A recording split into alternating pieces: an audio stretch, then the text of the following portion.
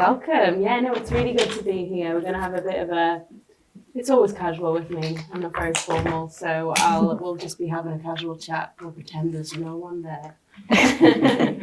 Welcome to this panel of future design trends, future talk. Is that what we branded it as? That sounds cool anyway, I'll go with that.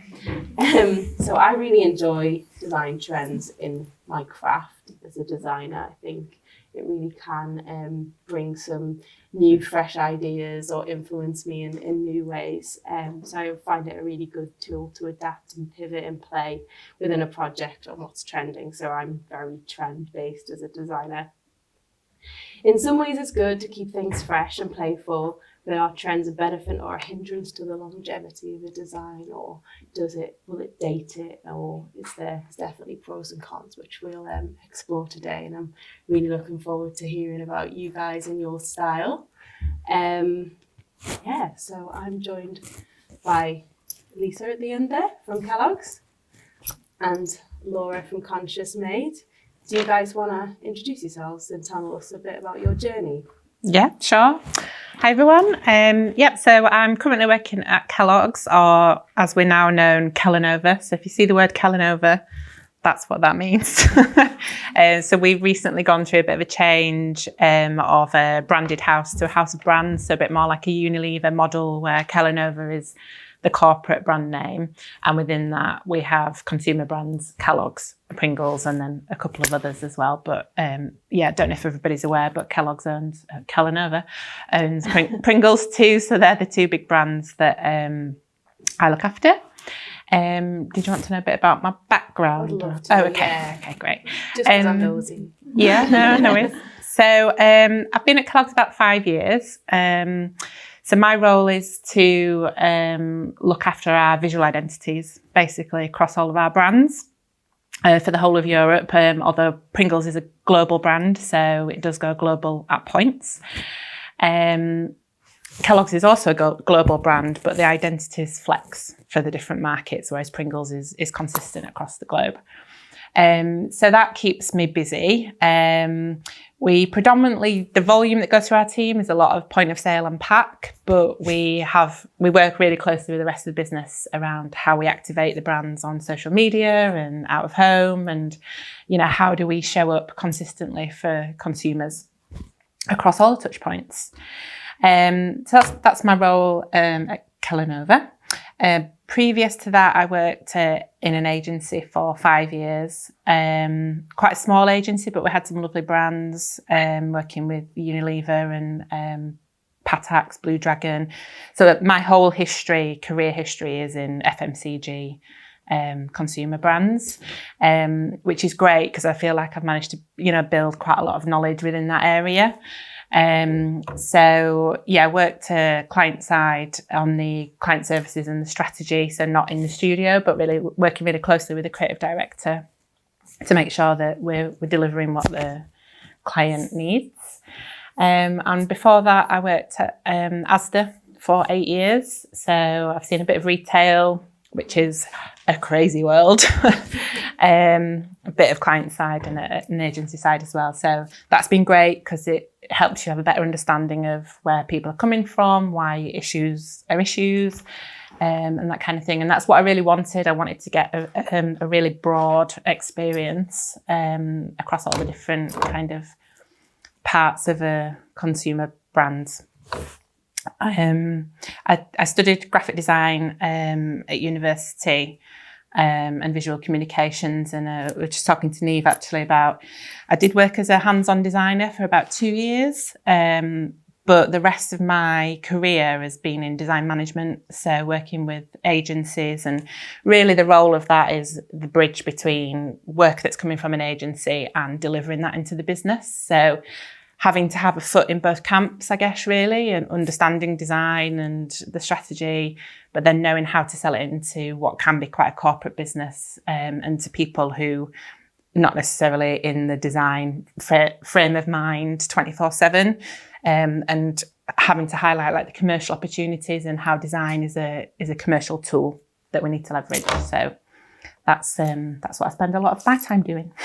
That's amazing. That's amazing. How have you managed to learn that sort of communication skill? Do you think that came naturally?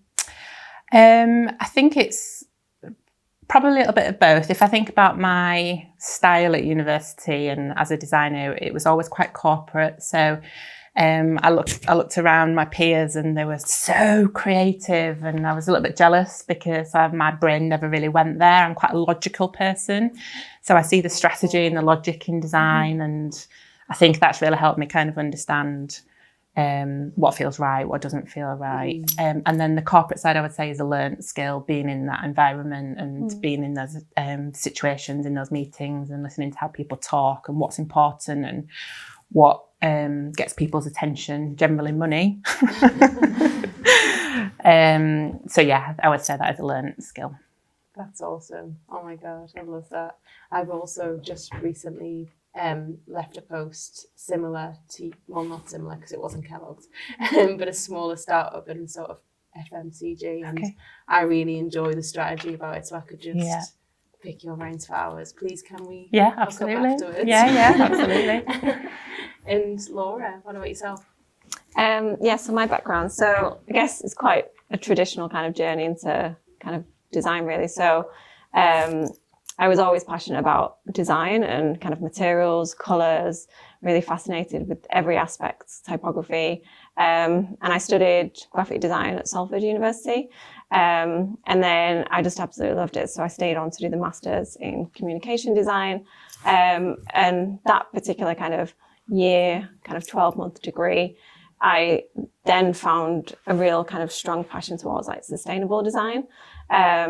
It was a year where you could really explore whatever brief that you wanted. So it was really good to, if you're the type of person who just wants to come up with your own kind of concepts, that was like the ideal kind of scenario for me. So throughout that year, I just really delved into looking at how can colours be environmentally friendly, how can you design typography to be more environmentally sustainable in terms of how much type being printed on printed materials, and just really exploring materials. And it was the first time that I really understood kind of sustainability before it even became a trend that it is today. And it was something that it kind of made me feel a little bit like I was kind of stuck out from everybody else, because I was trying to like do all these alternative materials and nobody even knew or really cared about it at the time.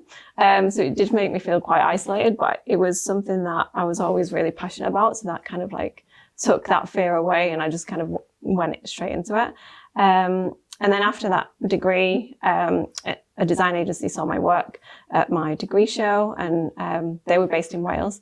And all of their kind of work was really charitable, and they were very kind of green and sustainable, that they wanted to kind of push that forward. So they offered me a job immediately. So after being in Manchester for 5 years and being a really busy city, I then moved to Hay-on-Wye, which is in the middle of Wales, really remote. And it was just such a contrast. And in some ways, I really liked it because I just wanted to get out of the city. But after 5 years, it was quite a long time to be living in such a small kind of little town. But the agency, because it was so specialist and not really many design agencies at that time really highlighted sustainability as something that really was their kind of core like specialist. There was only kind of like maybe one in London and one in Scotland, and there wasn't that many kind of to choose from. But the fact that they kind of sourced what I was doing, and I was just like stunned for the fact that I got a job.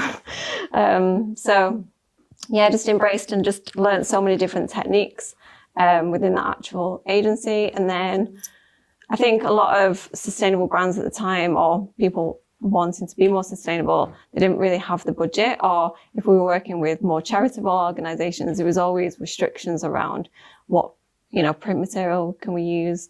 There wasn't really much budget behind it. So I always found that I wanted to push my creativity, but there wasn't that space in that agency there. So after 5 years, I just somewhat kind of had the courage to just move back to Manchester and just set up my own design studio without, it was just like a blink of an eye. I didn't really kind of think of anything. Like it was not really a big thing, and I didn't really know any other freelancers. I didn't know anybody who else was working on their own. So again, it just felt, it was just like, I don't even know the type of person that would do like, it was funny. It was so like out of character. But yeah, I moved back to Manchester and then just started to pick up lots of different types of work. So I couldn't really be picky and choosy at that particular time because I just really needed the kind of client work. So a lot of my work was then very multidisciplinary, and I had to almost like project that I could do everything, and like very like doing websites, branding, everything. And I almost felt like I was stretching myself and kind of going against what I really wanted to be like, which was a bit more kind of sustainable. So, I was trying to then kind of really redirect and almost like create a trend direction of my own work and be the kind of director in the sense of the type of work that I was attracting.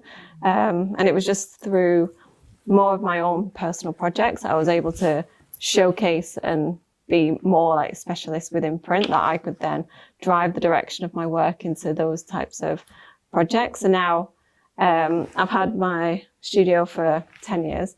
And now it's got to the point where I am like, people come to me specifically for kind of print and packaging, which is more high-end kind of luxury. And then they really want to kind of push the alternative materials and different print processes. And like what we were discussing before, it's a really nice mix of kind of bigger brands, but also small independents who I can still kind of help and give guidance and do a lot of kind of design consultancy. I feel like in the past few years, a lot of people want to do their own design or they have such a greater design knowledge themselves that they just want someone to just help them like navigate through the things that they already consistently know that they like. Wow. So hopefully that's kind of answers your question. Yeah, no, I think that's great. And I think for people maybe who are starting out, I think what you identified there is that you were confident enough at that point to actually just strip it back and go, actually, I don't want to just do everything.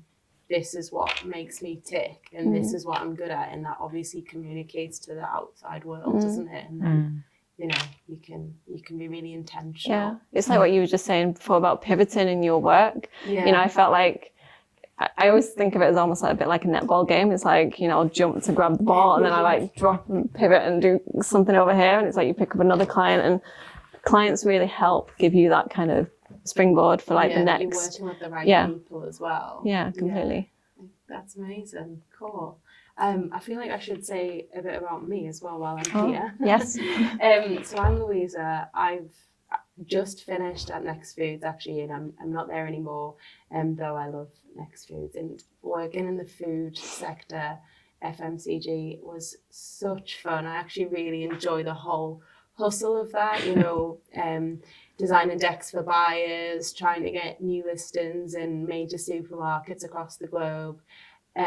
Designing the packaging, which was what I was really involved in, and sort of headed that up, as well as the activation. So I think working in a food brand's awesome. So like, I was really pleased that we were going to hang out on this panel as well, Lisa.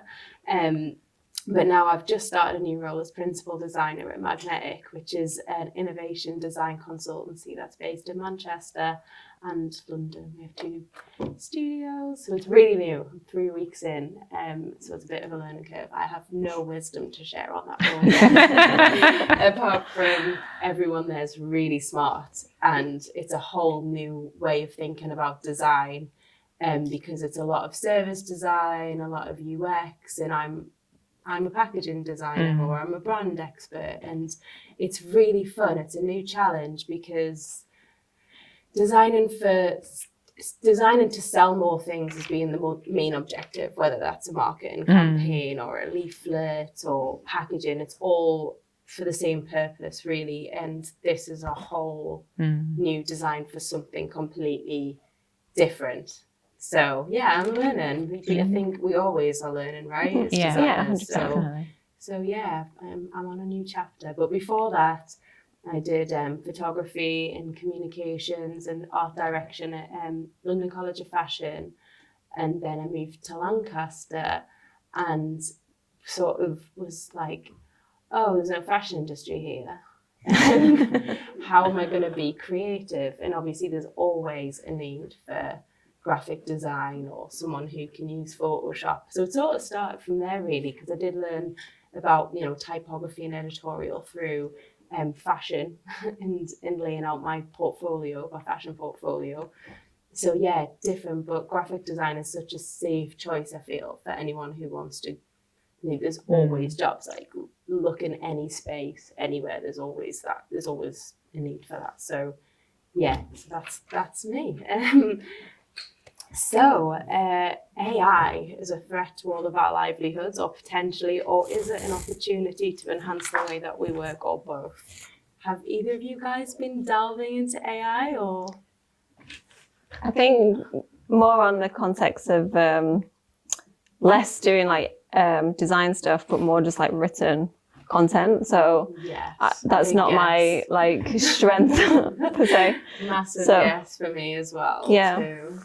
It's helpful in terms of just a guidance of like just actually putting something onto the page to kind of get going, and then you can kind of add your own voice to it. But that's the only way that I feel currently that I do kind of integrate into my Do you feel worried at all about AI in terms of what it can visualize? Or I feel like there's because we're kind of going into the world where AI makes things look real when they're not real, and then you kind of question a lot of things. Is that real or is that fake? And I think it's a little bit damaging in the sense of I've seen some of my friends have comments that people thought their work was AI because it was, you know, and has a funny, like, and it's such a play on your mind whether something is real or not. So I think it's something to be kind of wary of, but I think there is opportunities where it can kind of make you feel like I feel like AI has made kind of a trend towards us as humans wanting to create artwork that looks more human made. So I think it's kind of pushed kind of aesthetics into looking more imperfect. So it's almost like, oh, this has definitely not been AI generated. So I feel like there's a little bit of a fight against it in some way. So it's kind of like shifted the aesthetic of artwork in that sense. Yeah, definitely. Those Mid-Journey portraits. Yeah. I love them. Yeah. Amazing. I haven't done my own yet. That's my thing, but do want one. How about you? What about you? Yeah, we've been exploring it, obviously. There's been elements of AI that we've actually seen kind of go live within the business to find optimizations. So I was my colleague Steve's here, so we were just talking about this earlier. In the things like transcreation. So we work for the whole of the European market. So transcreation into different languages, it can support there. So there is definitely kind of commercial and operational benefits with it. I think to your point, we've seen more from a language point of view rather than a visual point of view. But we have been working with agencies and exploring AI from a visual point of view. And I think for me, what's really interesting about that is how AI can think beyond human constraints. So as humans, we're all wired by our values, by cultural context, by how we're brought up, by everything that we take in on a day-to-day basis. And actually what AI can do is think beyond that. And where we've seen really interesting results actually is really early concept stages. So not necessarily final visuals or execution, but actually the real explorative design stage, concept stage, prototyping, where you're starting to see things that we would never have ever seen because as humans we wouldn't have got there. So I would say at the moment it probably feels like another tool in a designer's kit to use and leverage, but we're certainly not seeing it from an executional point of view. And I think at the moment quite a lot of the systems are web-based, so they're pulling from the web. I think what's really interesting is when you start thinking about AI pulling from a curated database. So when you're populating something and controlling the source and using AI to pull from that, you can probably get somewhere more like where you want to be, more at the executional end. Yeah, that's Yeah, really 100%. interesting. And I really love the point about not having that human brain, because I've never even thought about it like that. Because absolutely everything that we put out to the world is all about all the baggage that we come with, right? Yeah. Love that. That's amazing. Mind blown. I think the same, but I always pause for thought before I start saying this will never happen, because I always think things will never happen, and then like COVID happened. I was like, yeah, right. And then, it will be like in 5 years' time that I'm made redundant because AI came along and stole my job. So I don't like to be too certain about these things. But yeah, I feel like it's helping our craft a lot. Yeah. Certainly with for me, I'm dyslexic. So, writing, say, a deck or some information, my CV or whatever, that would take me absolutely ages, hours of staring at a computer screen, trying to get some words down, just absolutely hours. But it's amazing. I can just write all these prompts and it'll just push out things. But then the tone is so off, isn't it? And it always says that same thing at the end, and it's like, and start your journey today or something like that. I think it's really generic. So that's shit. And we should, and my husband, who's a copywriter, hates it. You guys, they're always like, don't use ChatGPT, I'll write it for you. Has anyone used Supernormal? No. Anyone? I'm obsessed with Supernormal. That's so good. So it takes notes for you and like Zoom and stuff. And it's just amazing. So it'll send you a transcript of the conversation, and then it'll send you a summary, and it'll give you some notes. Oh, that'd be really useful. It needs a bit of work, but it is amazing. Because like if there's just a snippet of a conversation that I may have just misheard or something like that, can go back. So yeah, I recommend that one, guys, if you're into that. Sometimes I use Loom as for presentation things. Yeah. If it's something that I need to send remotely. And that always generates an AI kind of script at the bottom. So, or if somebody's sent me a Loom after me sending a deck, and a client will give me a presentation, they'll talk through the presentation on Zoom.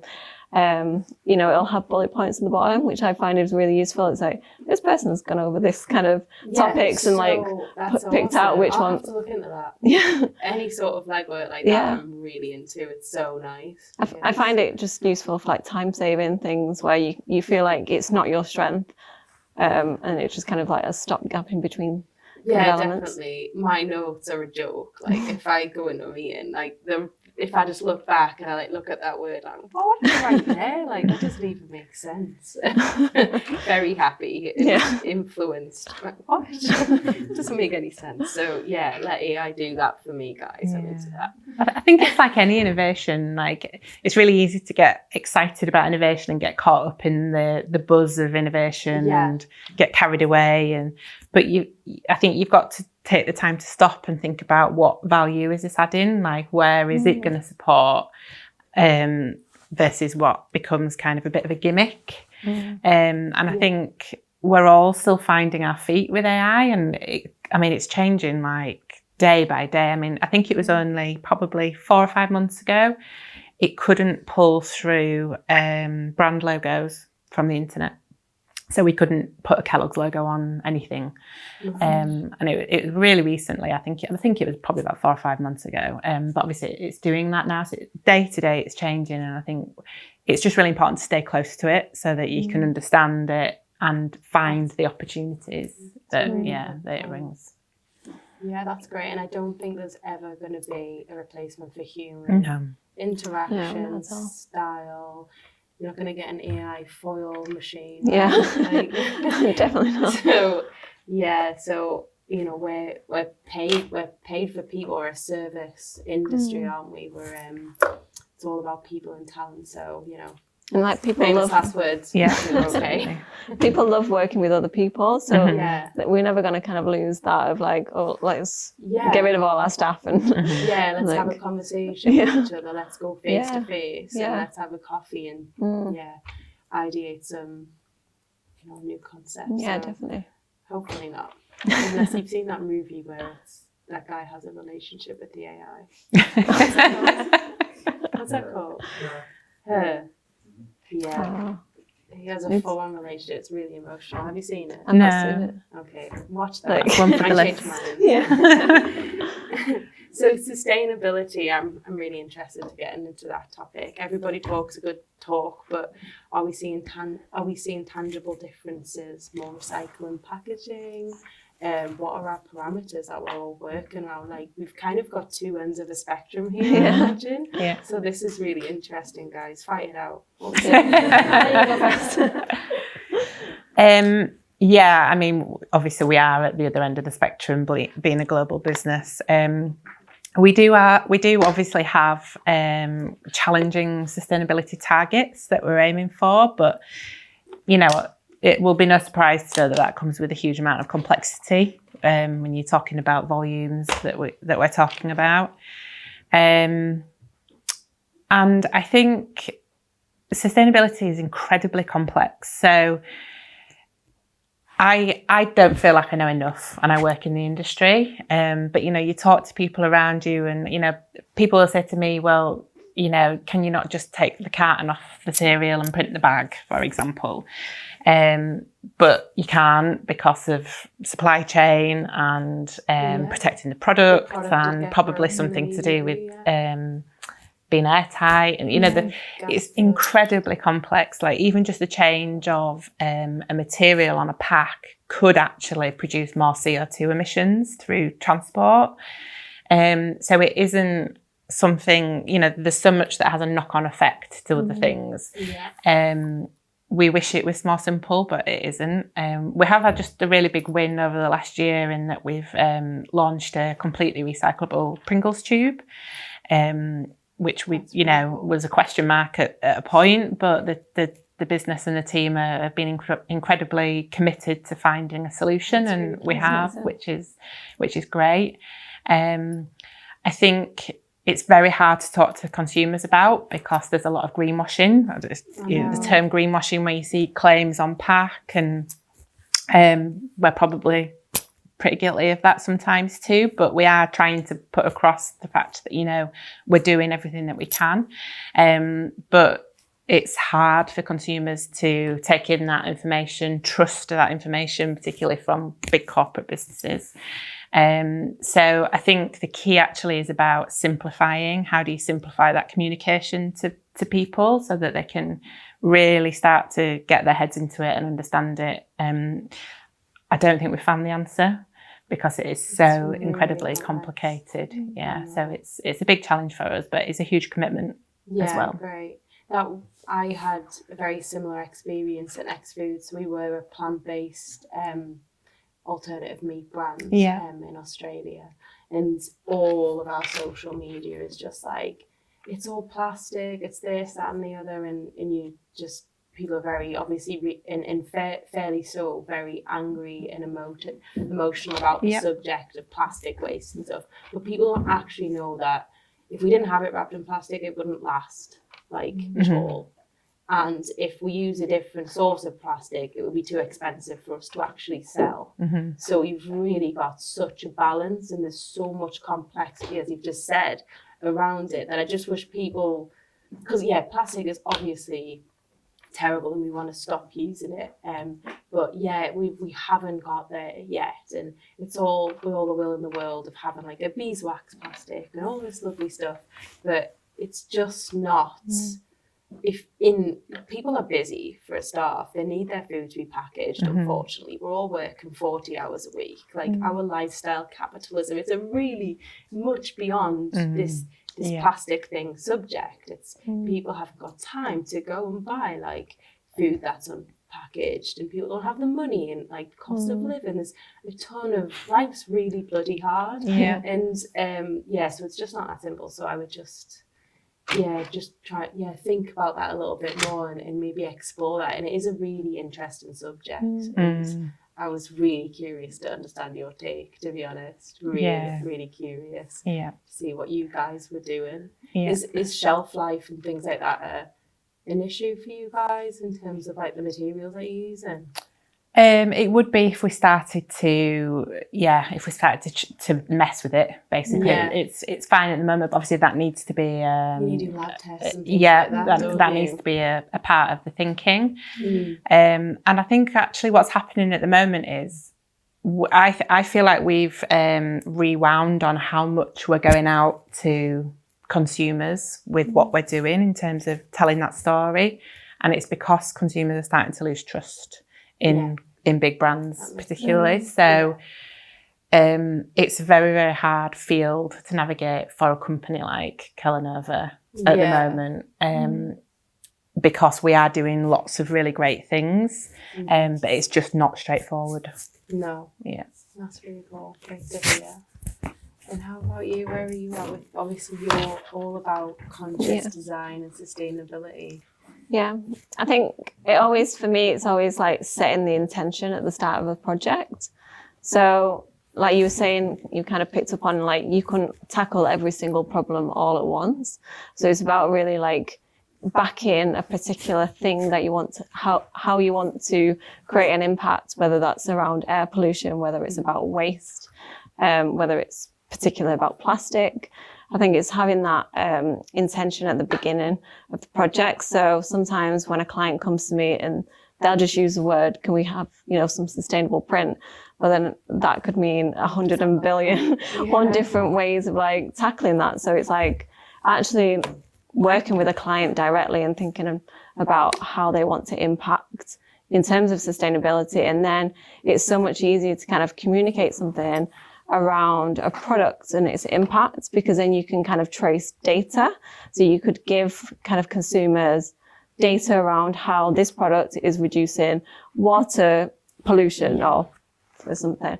So it's trying to singular. And I think that's been the strength with the brands that I've been working with more recently, of just trying to hone in on what is that thing that they want their impact to be. That's a great first question, isn't it? Yeah. Can you make it good? Yeah. Yeah. What do you mean? So where's your entry point? Yeah. Because I'm working with a really nice beauty brand, or they've just kind of launching and kind of in the research stage of trying to come up with they've got a really nice product which is using quite a lot of like organic materials, and then they've gone through so many different phases of like testing the materials. How does it, in terms of active ingredients around like skincare and stuff. And then my input was developing the brand and all of the packaging around the actual product. So like the tubs, the droppers, and the outside packaging, and so many questions of like what is that material, and it's such a if there's a client that is willing to have the time and the development time, then you can really like, explore so many different options of what is the packaging, getting some packaging like tested, samples made, and like you'd have to go then through, once you get the packaging made, you'd have to put the product in and test the shelf life. And there's such a long drawn out project anyway. Yeah. So it's, as long as you've got a real kind of core, definitive kind of intention, that will really help streamline some of those decisions along the process and help you decide on what type of paper or what type of print process do you want, what type of material.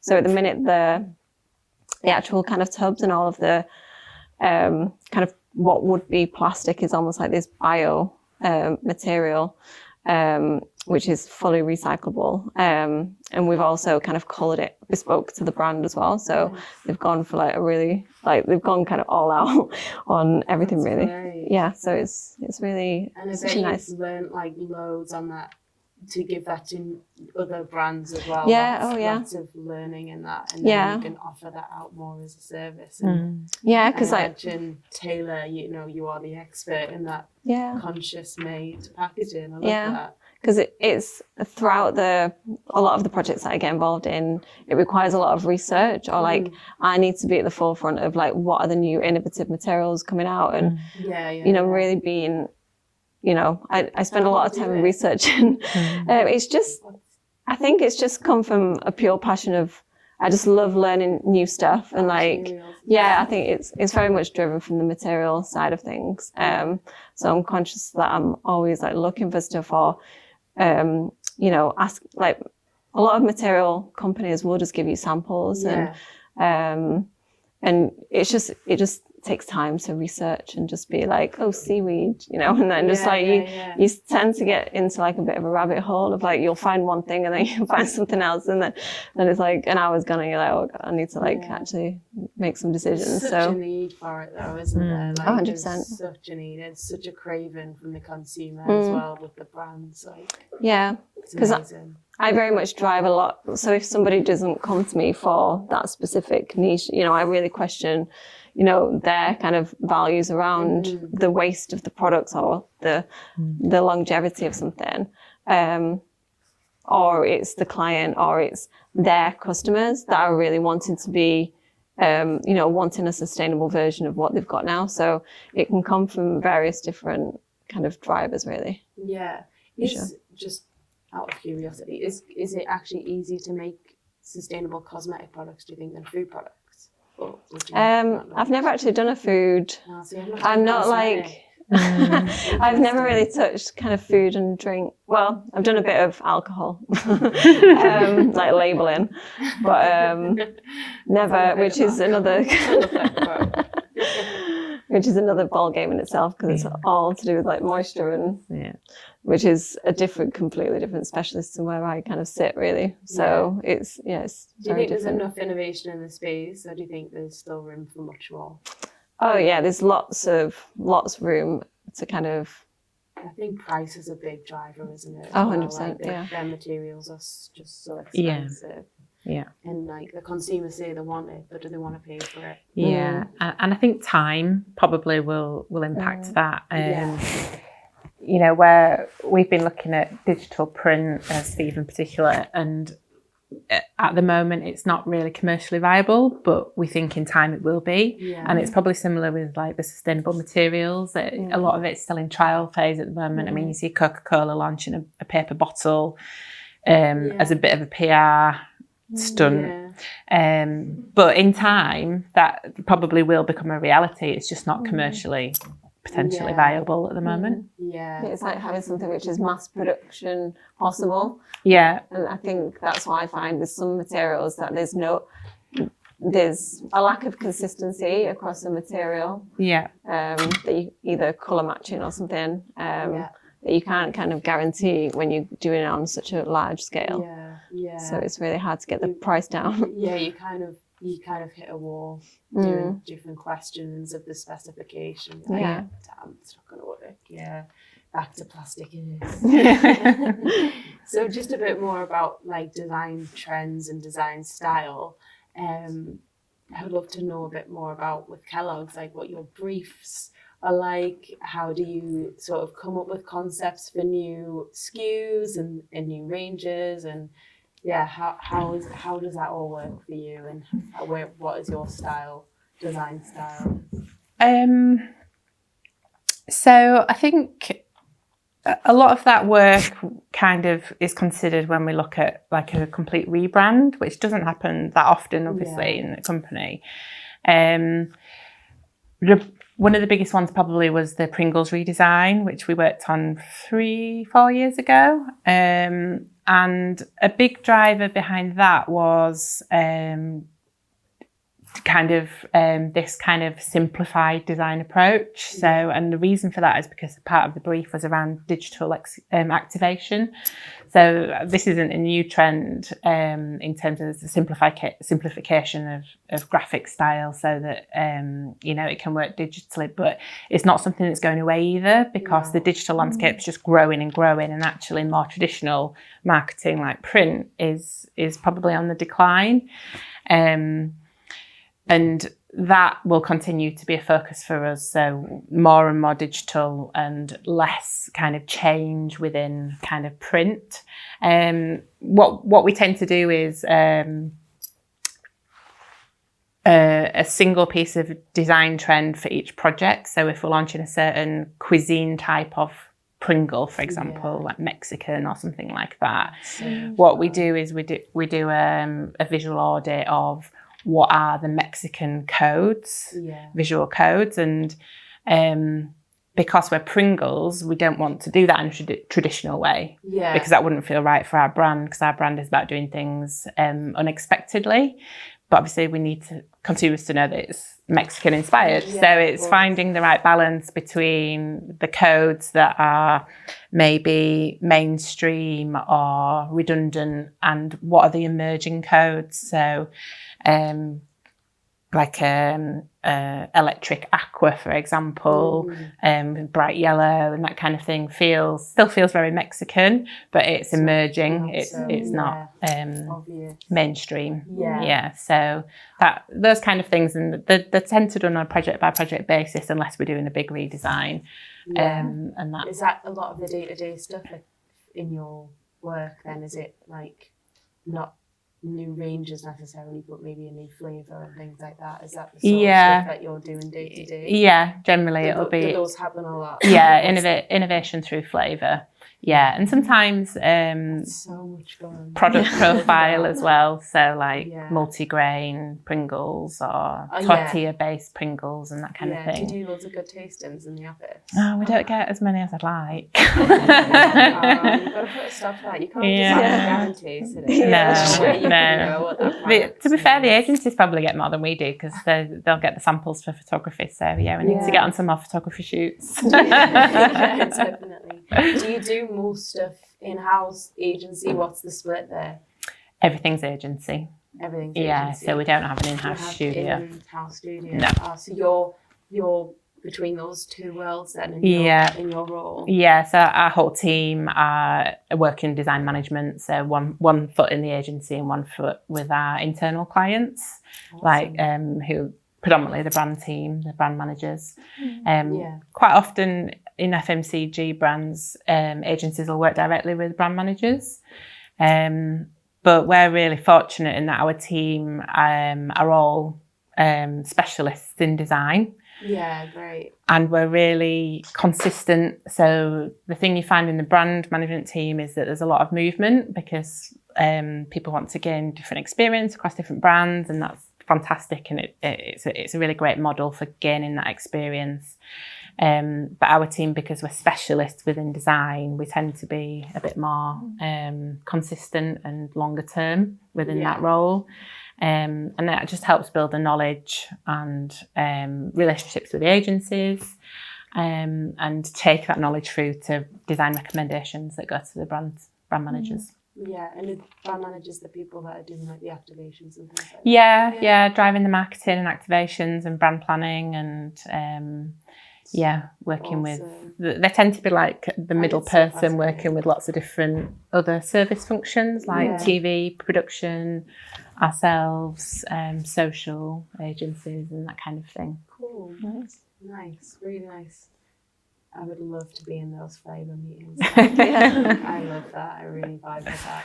And you guys really influence with like flavour trends. What's popular at the time as well. Yeah, so we actually have a team of R&D who do a lot of the food design. So we have a team of food designers as well, which would be an amazing job also. Definitely. And how about you, Laura? What's your aesthetic? What's your style? Have you got a signature style? Yeah, I feel like my signature style is very minimal. Like, I always find design, I guess I find it much easier to understand if it's a bit more kind of minimal, and I can't think of the right word. I think a lot of the stuff that I do work on is information heavy, but then people come to me because I can kind of clear it out and just like make it really minimal and make it really organized. And so I think I just, if you gave me a big block of text, I could like strip it right back down. And I think I just instinctively do that because I naturally want to organize and, organize all the information. So a lot of kind of clarity comes through my work, and it's not really aesthetically driven, but it's just because I find it much that's just how That's how it works. that's just how my brain kind of processes. Does that always work, or have you ever been butted against with a client where they're like, "But I've lost all this time"? Yeah, I think People I've gone come to through. you, they know what they're gonna get. I think I've gone through different phases. So at uni, it was quite full on, and then I kind of like went a bit more. I think then in agency, I didn't really have much input in terms of the design. So I'd be working with brand style guidelines. Yeah. So then I didn't, it'd be like, this is the aesthetic, and I couldn't really do much in terms of putting my stamp onto something. But it was only when I kind of set up my own design studio that I had the space to actually consider what style, because I started working with more independent people who then didn't come with a brand guideline. So then I could put my stamp onto their brand. And then started to just do more of my own kind of artwork. And I think it was only through kind of personal exploration that I realized what kind of style that I really liked. And then people tend to come to me just for that particular one. But then even over the kind of the 10 years, I think a lot of my work was very kind of gridded and quite structured in that sense. Whereas I've kind of like lost the grid now, and I've just gone more kind of natural, kind of, I just know how to lay stuff out. But, it doesn't necessarily follow a grid in such way, but it's still kind of quite organized. Yeah. And how influenced are you, apart from obviously the one they've just mentioned? Do you feel like you're influenced by trends? I feel like I can't lose that one that I'm like inbuilt into, kind of instinctively kind of drawn towards. But there is, and I sometimes don't like looking at other kind of design aesthetic trends, because they do tend to have a very like short shelf life. And the whole reason why I got into sustainability was around like creating things which are, so it's not a throwaway, it's more of a keepsake. So the themes and the topics I really want to kind of delve into are more all around, something which, it's like health related, something which is like, it's not a here today, gone tomorrow kind of thing. So I try and steer away from something that feels very aesthetically driven as a trend. But by all means, I like to kind of experiment. So it's like just trying to like push the boundaries of my work where I particularly haven't lived before. So, if I do a lot of typographic work, but now I'm trying to do more illustrative stuff, but it's not because I'm following a trend, but it's just, I want to broaden my aesthetic palette of my work more so. So I think that's what drives me to like just be more experimental. Rather than a trend. More considered about trends, about how much you're influenced. Definitely know what you mean by shelf life. There's definitely things that I've looked back on and gone, that was really boring. Why did I do it like that? Because now I'm feeling like the vibe is like maximalist and like, I don't know, maybe 10 years ago it was very like sans serif heavy, wasn't it? And I feel like a trend doesn't help you stand out either. Like it all starts to look very similar to other designers. So the main thing that helps me attract more work is because it's different and it's not like trend led. People go to people for an aesthetic as well, like their signature style. Sometimes I find the studios, you're sort of like, oh yeah, that was definitely done by them. I kind of love that, but then I know what you mean. You don't want to be so charged. Because then it all just like blurs into one, and then you're like, well, I can't really distinguish who's done what, because it all just kind of looks the same. Yeah, definitely. I really enjoy this new playful typography trend. But it's been like around for a little while, but after the boringness of the last sort of 8 years prior, it's really nice to see people be more playful with typography and like using fonts that would have made me recoil 10 years ago. So much fun. I think people are looking for comfort. And I think things like really joyful typography that feels curved and warm and bubbly. Bright colour palettes. Mascots are still on the rise, and that I think there's neuroscience to say that people relate to a face, if there's a face on any communication, that creates an emotional connection. So things like that drive that emotional connection and that feeling, I think, is what people are looking for at the moment because of everything that's happening globally. It's a comfort thing. Like we saw during COVID, we saw a fantastic rise in sales on cereal, and that we think that's connected to the nostalgia of Kellogg's as a brand and that warm feeling of comfort. And I think as designers, we can deliver that through design, whether it is a nostalgic trend or whether it is through comforting visual aesthetic or bright, joyful executions. I think that's what people are looking for. Yeah, that makes complete sense. They do say that, like, during a recession, people tend to sort of stick to your bread and your milk and your cereal and your potatoes. And so that was a sort of challenge for us as a plant-based brand, that people weren't wanting to try new things because, especially through a pandemic and in the sort of recession that's come sort of afterwards globally with the war in Ukraine, it really damaged things because people, whether it's a money thing or just a comfort thing, wanting to sort of go back to what they know and those comforting things. Cool. Well, I am not sure what we're doing on time. Well, I was going to open it up to the floor. Is that okay? Yeah. Great. Has anyone got any questions? Oscar! I was here earlier. I'm curious, when you mentioned greenwashing, I'm curious, just like just in general, if you guys have encountered other forms of toxic design, ones with the designs manipulating the audience or the user rather than trying to support. And I was curious how you address that. I'm not sure. I think just keep going back to greenwashing, especially in the food and beverage space, and also like fashion and everything else. There must be something else there. Has anyone else got any ideas? And stationery. I saw it with Print Stick a while ago. Oh, okay. did you? Eco glue stick, and it's the packaging isn't plastic, but the glue stick is plastic. Yeah. That's true. Yeah, it's just so common, isn't it? Greenwashing is number one. I think that point in general, though, is an amazing point to illustrate the power of design and actually how influential it can be to people's mindsets, opinions, outlook, etc. So I'm struggling to think of examples, but I think it's a really good question because, as designers, we do have that power to do good. And I think it's really important that we remember that as well.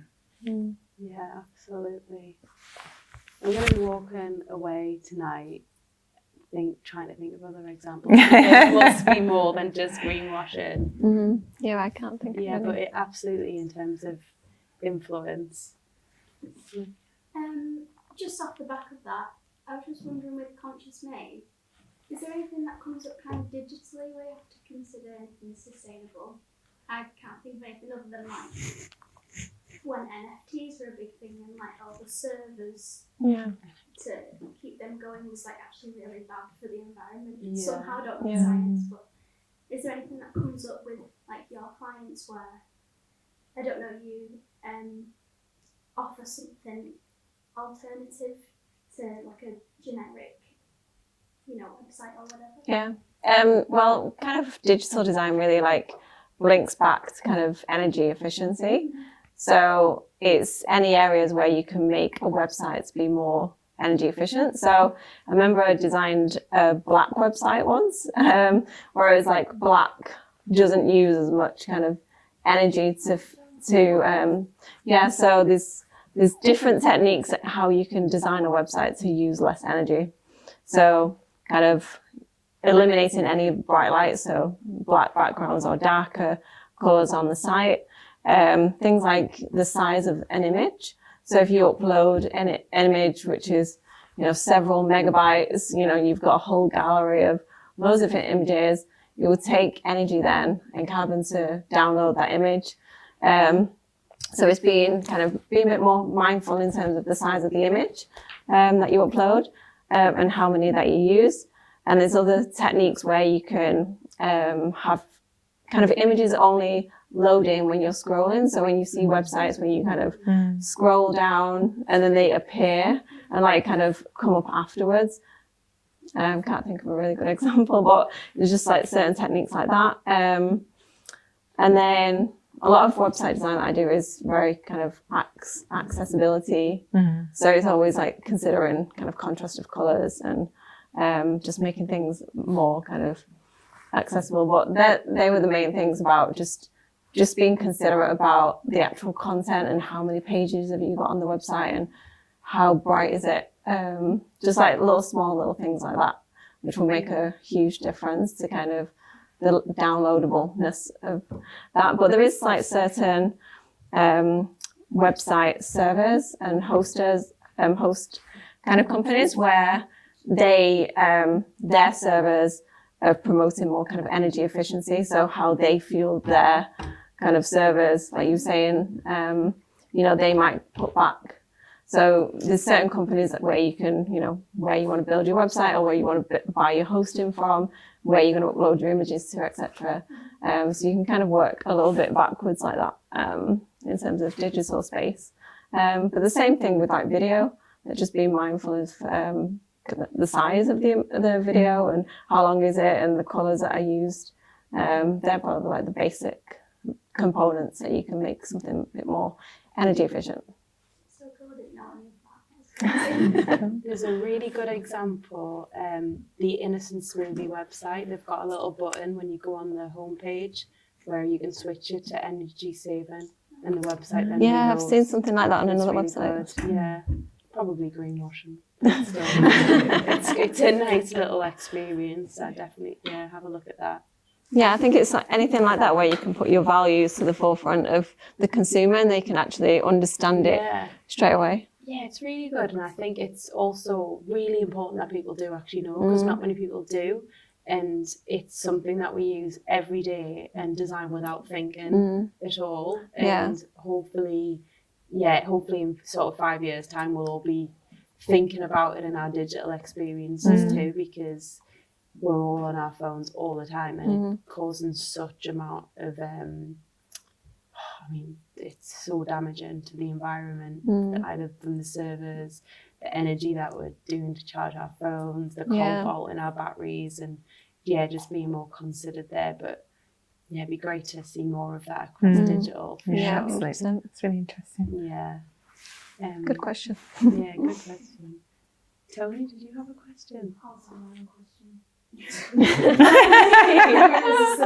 Love that, great minds. I'll just share what I was going to say was earlier on today in our climate change panel that we had this morning, we spoke a lot about how sometimes it's perceived that, for example, paper pulp for packaging is a lot more sustainable than plastic packaging, when actually it's the opposite. And again, it comes back to this greenwashing. Yeah. And personally, I didn't realize that. I didn't think about the water that was being used in that process, because you think that water is available to everyone in every single shape or form, and then you forget about it. So it's really interesting to hear from both of you in different perspectives of how can, for example, all of us sitting here, how can we design in a way that would allow for us to be considerate for those things as well, but also be able to continue on making products which can be used in long shelf lives and all that stuff. I think it just comes back to kind of setting the intention of like, what impact do you want to make? So if you're wanting to kind of weigh up as kind of water usage or water pollution, then, it's like trying to find a material that kind of ticks those boxes, like the impact that you want to bring. But yeah, there's so many different factors in terms of, even when you're looking at like paper, it's made in so many different ways, and there's so many factors and things, so many different eco certifications, even when you're like selecting a paper. So it's just a case of having an intention and really, I think price is a big driver in terms of like when people are selecting materials, because the more expensive ones have more innovation and more kind of sustainability, but then they cost more. So it's just trying to like give yourself and the client as many options, but having that real intent of what the impact that you want to make at the end result, really.